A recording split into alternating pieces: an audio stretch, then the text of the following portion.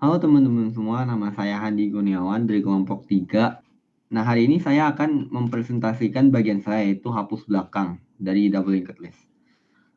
Oke, pertama-tama kita jalanin dulu programnya agar mudah dimengerti. Oke, pertama kita input dulu datanya, karena bagian saya bagian hapus belakang, yang dimana artinya harus ada data yang diinput dulu. Pertama kita input aja pilihan tambah depan, misalnya 1, terus tambah belakang misalnya 2, terus tambah belakang lagi misalnya 3. Nah, data ke 1 1, data ke 2 2, data ke 3 3.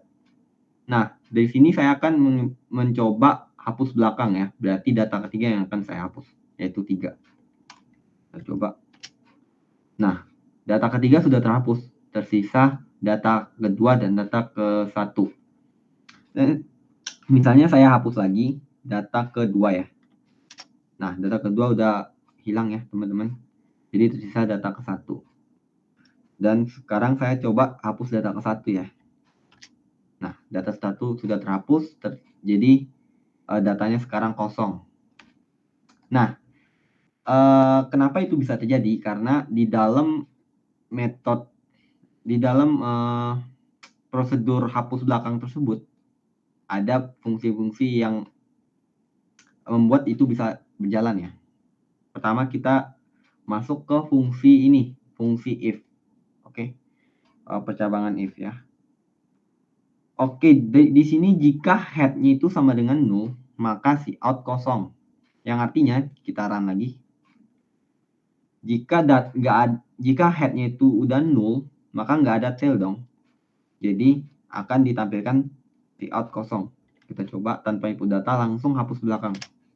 Nah, seperti dilihat kosong. Oke, nah masuk ke else if. Nah, else if di sini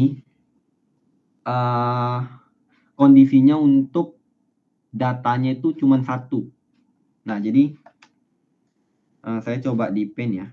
Saya coba di pen misalnya head, ini head, dan next-nya itu 0, maka akan masuk ke statement else if. Nah, di dalam ini head-nya itu misalnya datanya itu 20 ya. Data di dalam head-nya itu 20. Nah, 20 ini akan ditampung di parameter hapus. 20 ditampung di parameter hapus. Dan head-nya itu sekarang 0. Karena 20 sudah dipindahkan dihapus, maka head-nya itu sekarang 0. Nah, karena head-nya itu 0 dan tail-nya itu 0, seperti saya bilang tadi, ini tuh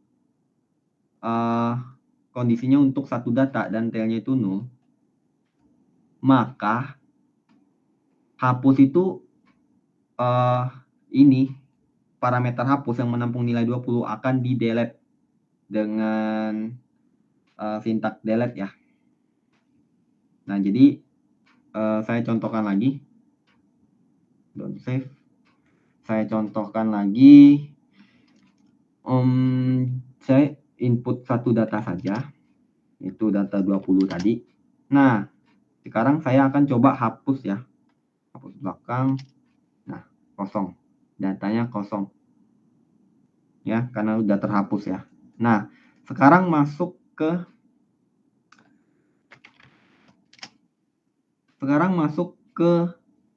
yang ketiga ya, percabangan yang ketiga, yaitu else dari prosedur hapus belakang. Nah, di else ini kondisinya untuk banyak data, misalnya data ke 1, 2, 3, misalnya ada 3 data. Nah, hapus ini dan tail ini, maksud saya, dan tail ini akan ditampung di hapus, di parameter hapus. Nah, misalnya nilai tailnya 3 ya, akan ditampung di parameter hapus. 3 ini masuk ke parameter hapus.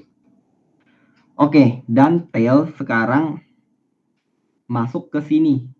Nah, sekarang data kedua adalah tailnya.